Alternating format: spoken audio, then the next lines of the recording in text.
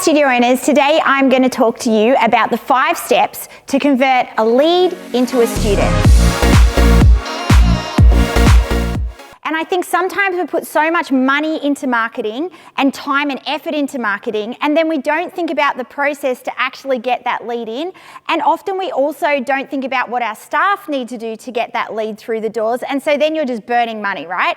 So I want to talk to you about some things today. The first thing is, do you have great systems in place so that once that lead comes in, we know where they're at and our staff know where they're at? And that could be something as simple as a spreadsheet that just has lead has contacted, lead booked in for trial, lead didn't turn up to trial, something as simple as that. Or you could do a pipe drive, or there's lots of companies that actually help you with that thing. So I think having that no-hole system in place is absolute key to making sure that that lead does what they need to do before they even get into your studio.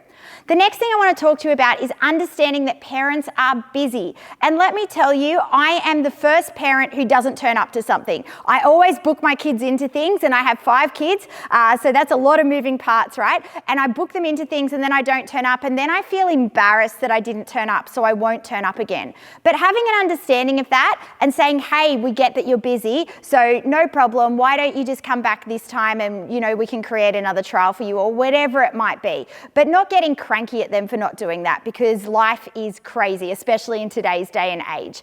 My third thing is to train your staff. Now, I am so passionate about this. I actually train staff everywhere that I go. I train staff online, and I don't mean train staff just in Dance Cirque or in how to teach dance necessarily, but I think just knowing systems like what to do when a new trial comes in, how to treat that parent, what to do if the trial at the end of the class says I didn't like the class, and how to then get them into other classes in your school. What do they do at the end? Do they walk the student out?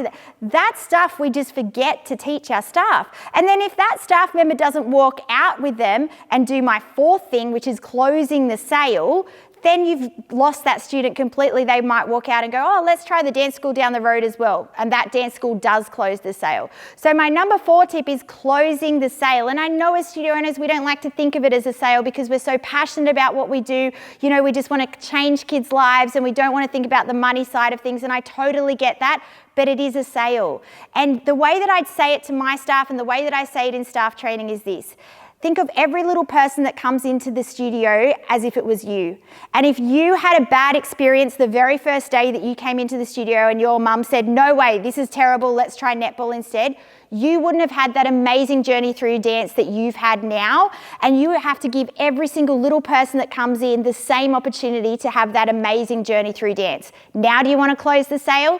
So make sure your staff know how to do that. And that's as simple as, hey, she did really well, let's fill out the enrollment form, or let's get her signed up, or whatever it might be. Just making sure that your staff actually know that process.